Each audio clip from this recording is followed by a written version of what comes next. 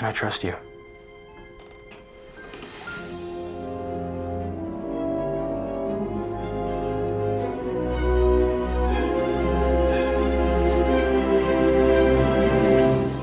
Oh shit, it's a white guy! Hey. So here's the thing. Around a year ago, when the hype was real for Spider-Man Lotus, I was considering making a video about it. I had this consideration with the caveat that I'd be a bit more charitable towards the movie since it was a non-profit fan film from a young first-time director. And now here we are in 2023, and leading up to the release, I had convinced myself that I wouldn't make a video about Spider-Man Lotus. I had already committed to a content schedule for the year that I didn't want to break, but more importantly, all the controversy had just exhausted me, and I know I'd be going into any degree of commentary or criticism with that controversy in mind. Over the last few days leading up to the release, the controversy has turned into straight up criminal activity, so that made me want to talk about it even less. And then I watched the damn thing. Thankfully, I bore this massive weight with the help of my friends Josh Lozano and Gwen M.J. Stone, two young filmmakers and close friends of mine who managed to both make this movie a tolerable experience and provide some insight and observations that helped me articulate some thoughts in a more complete manner. I actually recorded the three of us watching the movie on Discord, mostly for comedic purposes, and Josh was kind enough to edit a highlight reel that'll be available on Patreon eventually. We actually had some differing opinions on some aspects of the movie, but by the end of our lengthy discussion, we all agreed on one thing. Spider-Man Lotus is a masterclass in how not to make a movie. Fails on almost every single level to a point of actively detracting from any of its redeeming qualities, and in my own personal opinion, it might be the worst movie I've ever seen.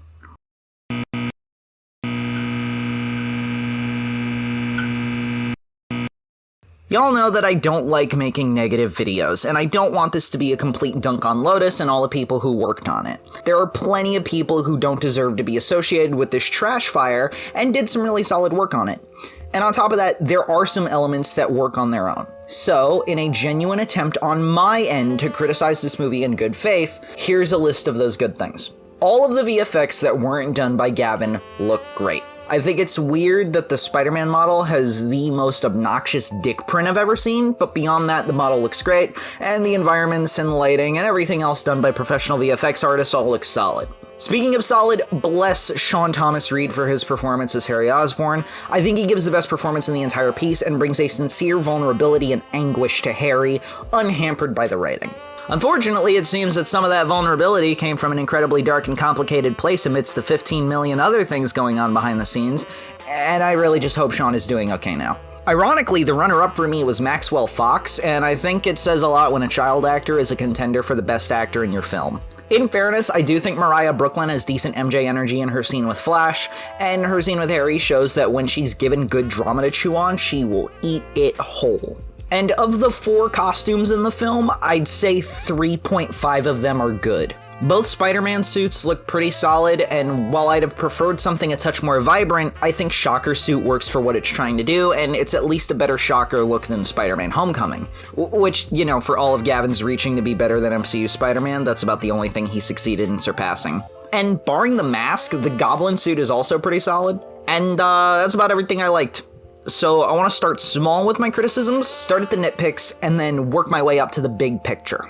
This movie is kind of an anachronism sandwich in the worst way possible.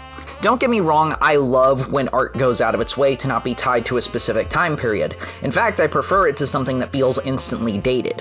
But this movie is all over the place in terms of its aesthetic. Like, why does Peter dress like the most dripless motherfucker of the 1970s, but everyone else more or less dresses like someone today would? Why is he still using a tape recorder to do his log to Gwen if this is firmly set in the modern day?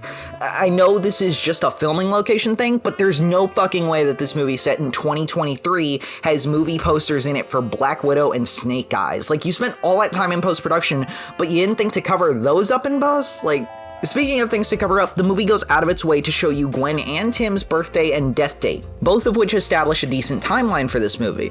So, since Gwen was born in 2002, why does the movie blatantly show that this video game they play was released in 2008? It is not hard to cover that up for a few frames.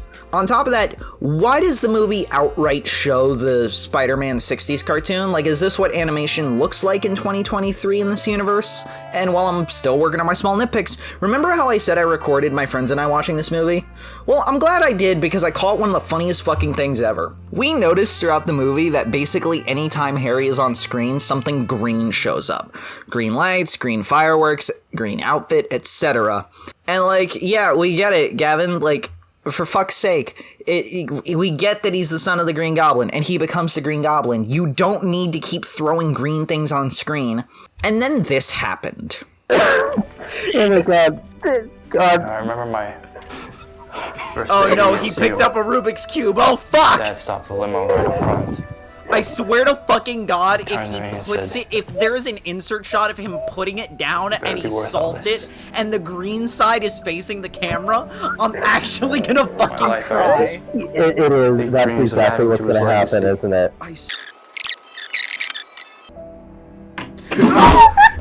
And I met you. This guy didn't even have to dream at all.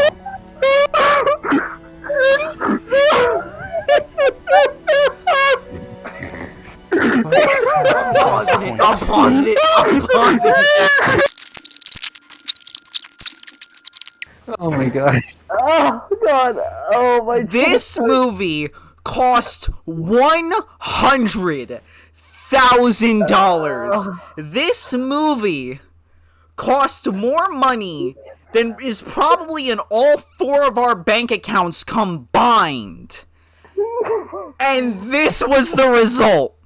Maybe this was just a moment of our brain cells collapsing under the stress of 90 minutes of this shit, but it does show one of my biggest minor complaints, which is how Gavin often goes for the most obvious thing at every turn. And again, for all of Gavin's complaining about MCU Spider-Man, he sure did miss the mark on the appeal of those license plate Easter eggs. For starters, it's not even a US plate, let alone a New York plate. Second, the fun of Watts' license plate Easter eggs is that they're just that. Easter eggs, missable fun details that you actually have to look for. Without exaggeration, this license plate was on screen so long that Gwen had time to verbalize, "Hey, what's Amazing Spider-Man issue 46?" And her girlfriend Jenny looked it up and told us it was the first appearance of Shocker, all before the terrible CGI car left the screen. If you give your audience enough time on an Easter egg that they're able to look up and relay that information, then you may as well just throw the comic on screen and let us read it. Speaking of Shocker, it really bugs me how they completely misinterpret what his gauntlets actually do and give him electric blasts rather than seismic or concussive ones. Congrats, Gavin, you've been outdone by the Amazing Spider-Man 2 video game. Easily our biggest collective complaint was how much of a shit show this movie is on a technical level. Everyone already knows that the lighting is poor, inconsistent, and often illogical, so I'm not going to spend any time on that whatsoever. The visual effects in this movie genuinely drove us insane at a few points, mostly the scene with Spider-Man on the bridge. Why? What was the purpose of this being CGI?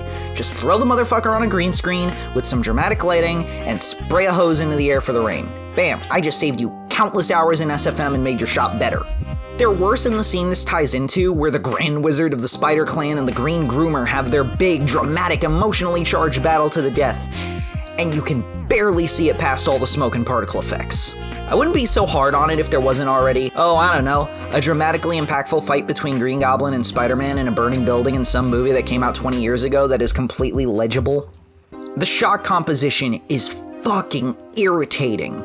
I'm not an expert in the craft of filmmaking, but as a degree-holding motherfucker, I can absolutely say that this might be one of the most incompetently shot movies I have ever seen. Headroom, the rule of thirds, the 180-degree rule, all of these are treated like suggestions, mere myths in the eyes of the director and cinematographer at a lot of different points in the film. One of the most frustrating aspects of the poor filmmaking is that it actually squanders the amazing suit. Even if you had an actor capable of emoting with his body, the suit is never lit or framed in any way that conveys information, emotion, or intent. Here's a graph to explain what I mean. Like, this shot in Spider-Man 3 shows Peter at an emotional low point, and almost none of that comes from Tobey's acting in the suit. It's almost all from the stellar lighting and composition. Tom's experience in theater means that he has the physical acting chops to play up his emotions behind the mask, but the camera work is often very static, so it's carried by his performance. Andrew is one of the most gifted physical performers I've ever seen, and Mark Webb is an incredibly gifted visual filmmaker. So you can watch basically all the scenes with Andrew in the suit on mute and know exactly what he's feeling through a combination of the direction and Andrew's performance. Warden Wayne has the physical expressiveness of a rock, and Gavin barely knows any methods of imparting emotion beyond extreme close-ups, so he's doomed this Spider-Man to a stiff and emotionless existence. Actually, I take that back, I have seen rocks with more expressiveness. The film also struggles to develop any sort of cinematic language, at least a consistent one. There's a few scenes that use black and white, but they can't decide if that's for dream sequences or flashbacks, and some of the flashbacks switch to color, and sometimes they do a Sin City thing, and it gets very hard to follow. And I wouldn't be so hard on this if Oppenheimer hadn't just come out, a film that knows exactly how to utilize different aesthetics to achieve some sort of narrative change. I'm not saying Gavin should be or needs to be as well versed in his craft as Nolan is, but using a drastic change in your film to impart to the audience that some sort of perspective shift has happened is filmmaking 101, and it's honestly impressive how badly he managed to fuck that element of it up. The editing also suffers immensely. There literally came a point where we just kept yelling at the screen for Gavin to cut, because he manages to make every shot last about 2 full seconds longer than it should, while also making the dialogue scenes feel incredibly choppy, which is like the editing equivalent of being on fire in a block of ice. The stock footage establishing shots of New York are tedious and add absolutely nothing, and it really does just feel like they're there to pad the runtime. There's literally a scene where the establishing shot doesn't even take you to a new location. What are the establishing shots? Is this fucking CSI? But I think I said this I- as a New Yorker, the oversaturation of New York establishing shots make me Someone feel to like I'm love. watching a fucking independent film about 9/11, not Spider-Man. The opening credits of the movie last way too fucking long and do this really weird thing where they start pretty late into the movie, and they do a very short scene, and then the title card. Why? Why structure it like that? And the music, holy shit, the music. Do y'all remember when Multiverse of Madness and then Ms. Marvel came out in succession, and everyone complained about them using the X-Men 97 theme as an obvious and easy way to signify the presence of a mutant? Well, if you didn't like that, you'll hate this fucking movie and how much it beats the Spider-Man 94 theme to death. I love that theme with all my heart. It is the sound of my childhood. After this, I never want to hear it again. And shove that nod to the Earth's Mightiest Heroes theme up your ass. You really thought you had something there, didn't you? Why not Captain America? Or Thor? What do you mean? Why me? Oh, they're cool and all, but Top it all off with sound mixing that feels like it was completed in an active war zone, and you have maybe the most inelegantly assembled movie I've ever laid eyes upon. The script is easily the weakest part of the whole affair, in my opinion. It manages to botch 4 of the greatest Spider-Man stories ever told, completely misinterpret every character, and miss the mark on just about every level. For anyone who isn't aware, this movie is mostly an adaptation of 1984's Amazing Spider-Man number 248, written by Roger Stern and colloquially known as The Kid Who Collects Spider-Man, and of Spider-Man Blue, a 6-issue miniseries written by Jeff Loeb. The film also features flashbacks to the night Gwen Stacy died and features a subplot about Harry Osborn's drug addiction, which was a recurring thing in Spidey history and has been pulled into a bunch of different adaptations in different ways. What's amazing is how it manages to botch almost every single aspect of all 4 of those stories, and I want to look at each one individually. The Kid Who Collects Spider-Man is a story about Spidey meeting with a child named Tim Harrison, who's collected every piece of Spider-Man memorabilia there is and is easily the wall crawler's biggest fan. Spidey spends an afternoon talking to the boy and answering his questions about his life as Spider-Man, eventually revealing his secret identity, a secret Timmy promises to keep for the rest of his life. As Spider-Man swings away with tears in his eyes, it's revealed that Timmy is dying of leukemia, and Spider-Man was there to honor the child's final wish as he only has weeks left to live. It's one of the most emotional moments in comics, and every few years they do a similar story of Spider-Man visiting a terminally ill child and helping them live the amazing fantasy. Hell, they even adapted it into 2 of the strongest episodes of the 90s cartoon, where Spider-Man's faith in his ability to be a hero is tested, but through his time spent with one little girl who just wanted to meet her hero, he finds that capacity for good rests within us all, and it reinforces his belief that with great power, there must always come great responsibility.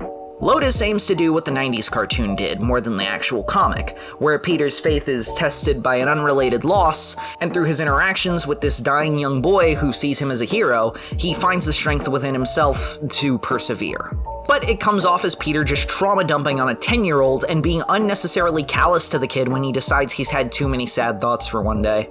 And his will to return to Tim doesn't come from any sense of morality or in any immediate danger like in the 90s show, but from his mom just guilt-tripping him and going, "Man up, you pussy, my son is sad and you're here to make him not sad." I also hate that they show Tim's grave and let us know he's dying before we meet him.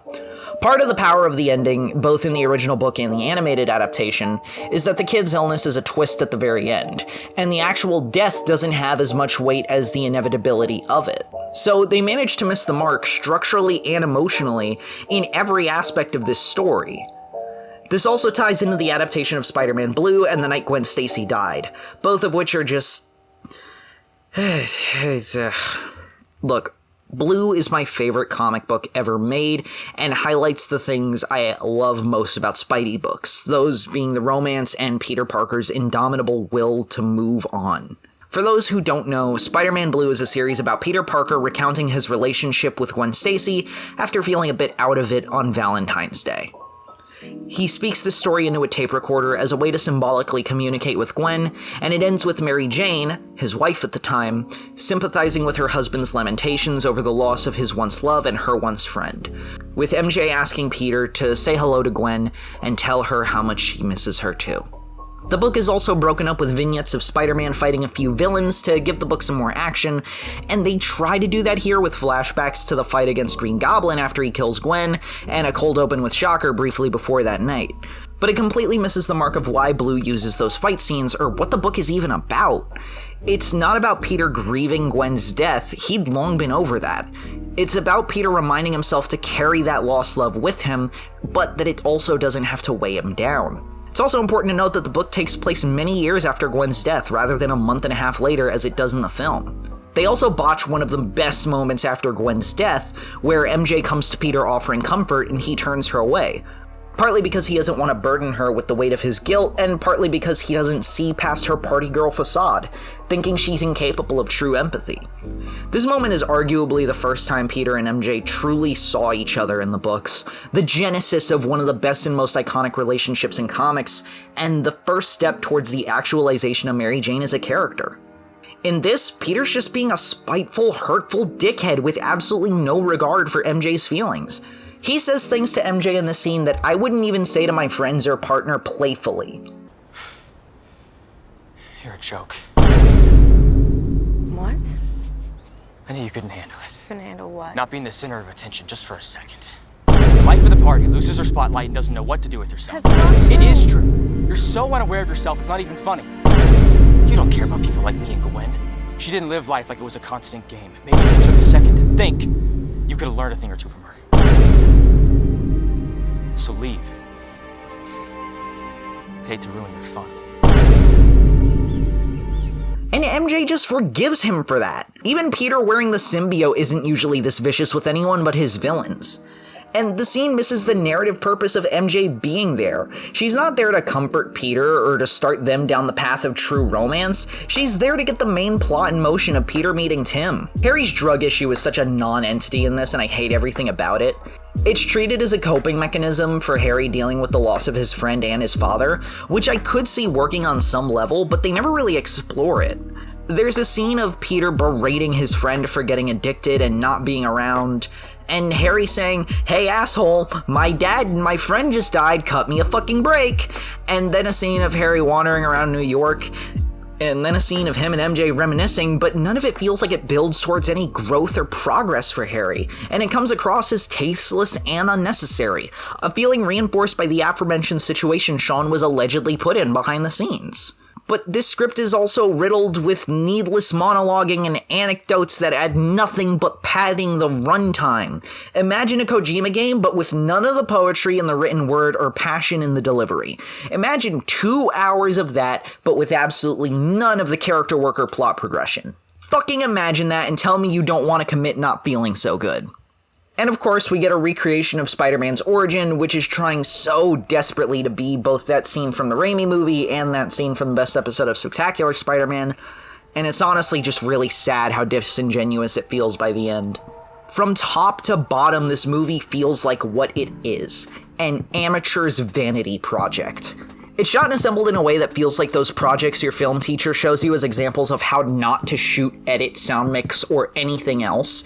Its attempt at adapting comic storylines make most MCU movies look like a direct translation. All of the characters are as shallow and unappealing as a puddle of piss, and everything that could have acted as this movie's saving grace is brought down by 5 other terrible things sharing the scene with it, like a duck strapped to a rocket-propelled anchor.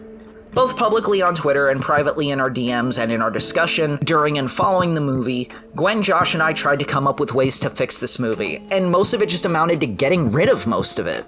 Perfect example, direct quote from Gwen on Twitter. I think if Spider-Man Lotus was just a solid 30 minutes, removing most of the genuinely egregious amount of padding, VFX, voiceover, and establishing shots, and if Gavin used the money more wisely and really gave the actors something to chew on, might have been okay, actually. And I completely agree, but that's still just getting rid of a substantial chunk of the movie and asking Gavin to do something he's kind of incapable of doing, being a competent filmmaker and writer with a legitimate understanding of this character. I know I probably sound like I'm really just angry about this whole thing, and part of me is, but this isn't a thing of I don't like how this one person views my favorite character, and it makes me mad. If I got this angry over that all the time, I'd have thrown most of my friends off a bridge by this point. No, this is mostly to do with everything surrounding the movie. It's no secret that this movie is mired in controversy, racial slurs being slung around by the actors and director, which isn't helped by the only black actor in the movie not having any screen time outside of his head-to-toe costume, the director being called out by several crew members for creating a toxic work environment, and now at least one of the actors is being called out as a pedophile, which was knowledge to at least part of the crew and was concealed. It's frankly disgusting how this movie about this amazing, spectacular, sensational symbol of the good within everyone and the moral obligation to do the right thing is constructed by the worst kinds of people and is trying to tell a story about love and empathy while coming from a place of malice and contempt. This is gonna sound cliche as fuck, but I don't care. There's a quote from Ernest Hemingway. Some of you might remember it from Kingsman. There is nothing noble in being superior to your fellow man. True nobility is being superior to your former self. Gavin, I'm gonna speak directly to you now. You had every tool you needed. You had a budget to pay your workers fairly and chose not to. You could have at least paid for a fucking Skillshare membership and taken some classes on filmmaking, but you chose not to. You could have at least chosen to own your shit and apologize with sincerity, but you chose not to. I can't even fathom the audacity it takes to make a movie about Spider-Man and be this way, and it makes me more sad than it does angry. To see a young man pretty close to my age be so wasteful with any potential he may have had. To me, that's the story of Spider-Man Lotus, man. That's your legacy. All of the funding, none of the will to spend it wisely. All of the passion from a few seemingly good people, and none of the drive to focus that passion in a meaningful way or be truthful on the page or in life to those passionate good people. All of the will to try and make a superior Spider-Man movie, but none of the empathy that comes with telling a story about empathy. All of the power, and absolutely none of the responsibility. It's insulting to me, and I'll end it on that. It's insulting to me that Gavin takes this beautiful magic of cinematic storytelling. He did it not to just tell a genuine story that would probably never even get a major plot point in a Spider-Man live action movie with Tom Hollandaise or anything like that. It's not just that he really wanted to tell the story of the kid who collects Spider-Man or anything like that. It's just that he thought, oh, I really don't like John Watts. I can do better than him. Let me show the world. And everybody ate it up for 15 minutes until they realized not only is he untalented, but he is a kid and he has not matured, and he did not heed what fucking the main point. He did not pay attention to the main idea of Spider-Man, which is with great power comes great responsibility. Mm-hmm. And I'll end on that because I saw this tweet and it says everything. John Watts got the Daniels on for his next project. Gavin got the Green Groomer. That's a downer of an ending, so I'm going to make some recommendations for projects you can support in contrast to Spider-Man Lotus. If Spider-Man fanfiction is your thing, YouTuber Godzilla Mendoza and a few of his collaborators have been working on a comic called Spider-Man 94, which aims to continue the story of the classic animated show after its cliffhanger ending, using both original ideas and speculative concepts created by the show's original writers. If you want another comic in a similar vein, I recommend 5YL from the Ink Tank, a crossover continuation of both Ben 10 and Danny Phantom set 5 years after the conclusion of both shows. They just finished working on redoing all of the art for the original issues, and are working on the final chapter now, as well as adapting it into a motion comic.